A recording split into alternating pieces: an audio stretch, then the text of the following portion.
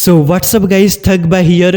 तो आज हम बात करते हैं रैंडम सेना और एलविश यादव के बड़े कंट्रोवर्सी के बारे में। यस गाइस, आपको पता होगा अभी के टाइम पे एलविश यादव और रैंडम सेना के बीच बहुत बड़ा कंट्रोवर्सी चल रहा है।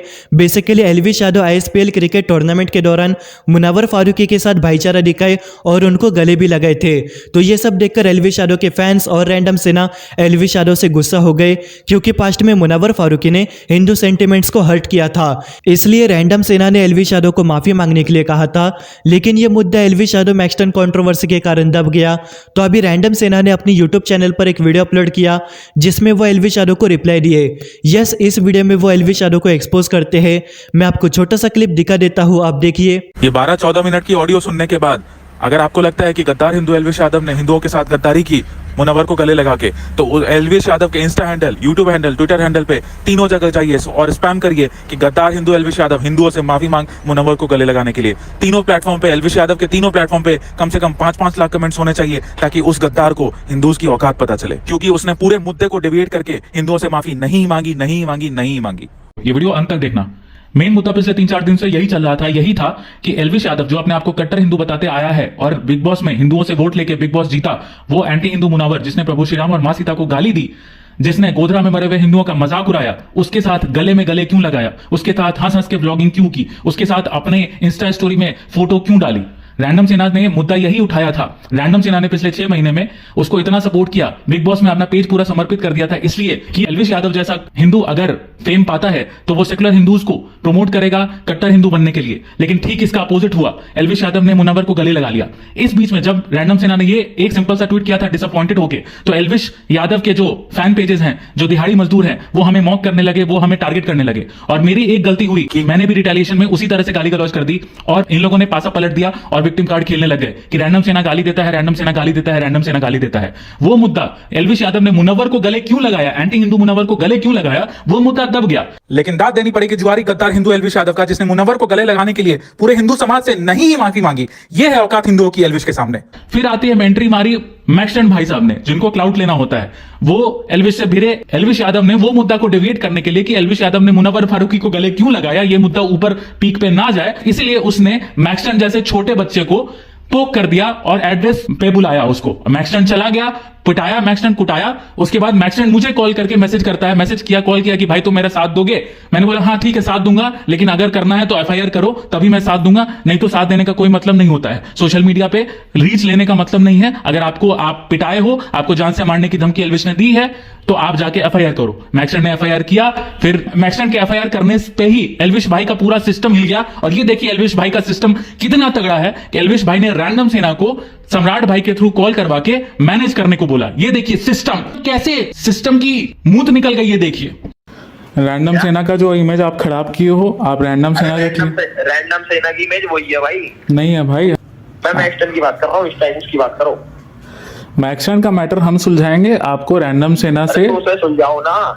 4 बार एलविश भाई ने रैंडम सेना को बोला कि मैक्सटन वाला केस सॉल्व करवाओ भाई, मैक्सटन वाला केस सॉल्व करवाओ भाई। तो भाई क्या ही कचड़ा फैल रखा है, इसको ठीक करो यार।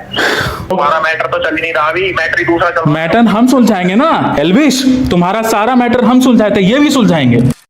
और इन सब चीजों में वो मुद्दा फिर से दब गया कि एलविश यादव ने मुनव्वर फारूकी को गले क्यों लगाया।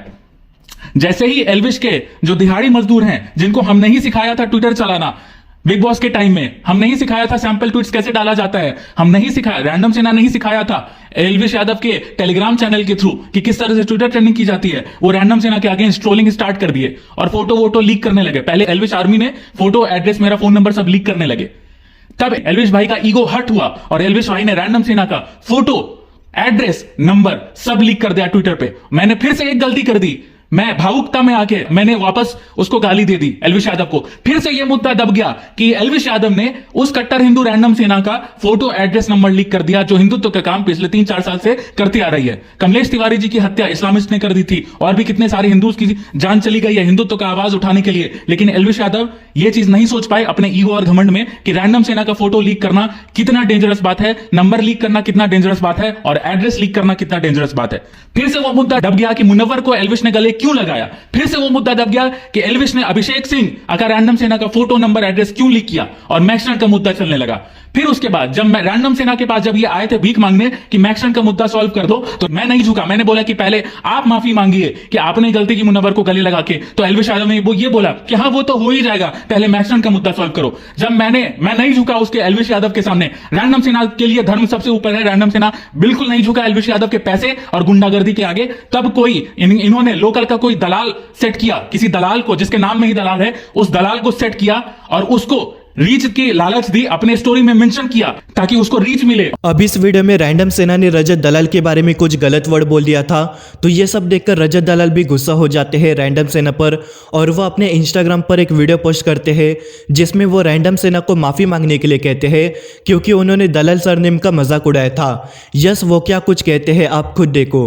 अगर कोई हिंदू भाई गलती करता है, उसको पिन पॉइंट करते हो, उससे सॉरी बुलवाते हो, वो आपका अपना तरीका है दिखाने का कि हम अपने धर्म में कुछ गलत नहीं देखेंगे। एक 8 साल का बच्चा किसी कुत्ते को पत्थर मारता है, किसी गाय को पत्थर मारता है क्योंकि उसमें समझ नहीं होती क्या सही है क्या गलत है। कुछ लोगों की एज बढ़ जाती है पर उनमें समझ फिर भी नहीं आती क्या सही है और क्या गलत है, तो उनसे ऐसी गलतियां हो जाती हैं। मुझे एक बहुत छोटा सा पॉइंट बताओ कि आप किसी हिंदू को हिंदू से ही गाली क्यों दिलवा रहे हो? गलती हो रही है, ठीक है भाई, 140 करोड़ लोग हमारे भारत में हैं, उसमें उतार चढ़ाव चलेगा। आप मुझे बताओ, सुबह से लेकर शाम तक देखने के अलावा आप क्या चीज ऐसी करते हो जो हमारे धर्म को प्रमोट करती है इंस्टाग्राम की बकचोदी के अलावा? आप बहुत अच्छे से प्रमोट करो भाई, आपको पूरा समर्थन है। मैंने आज तक किसी जाति, किसी धर्म को सुबह से शाम तक कभी गलत नहीं बोला। मेरे घर के बिल्कुल सामने मस्जिद है, अगली गली में गुरुद्वारा है और मेरी गली में ही मंदिर है, ठीक है। बहुत प्यार से रहते हैं हम सारे भाई बंधु, कोई एक नहीं, ठीक है। रॉ में है रजत भाई, छोड़ो वो सारी चीजें, ठीक है।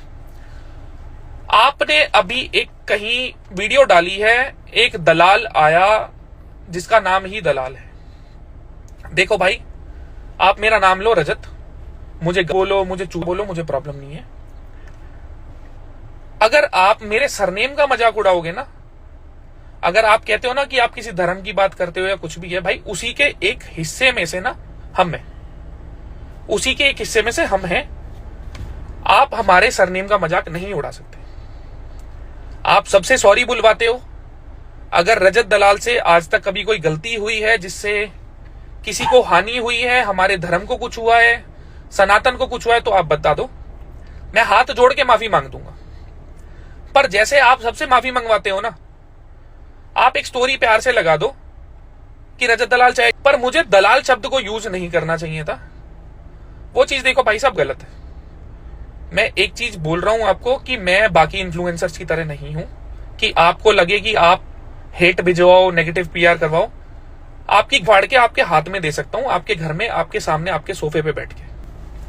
और अगर आपको लग रहा हो ये धमकी है तो धमकी ले लेना। तो आपका इस कंट्रोवर्सी के बारे में क्या ओपिनियन है, हमें कमेंट करके बताएं। बाकी अगर इस कंट्रोवर्सी के बारे में कोई अपडेट वगैरह आता है तो मैं आपको मेरे नेक्स्ट वीडियो में बता दूंगा। यहाँ आपको यूट्यूब कम्युनिटी से जुड़े ट्रेंडिंग न्यूज़ मिलते रहेंगे, इसलिए थक भाई को सब्सक्राइब कर लेना। तो मिलते हैं अगली वीडियो में, तब तक के लिए बाय बाय।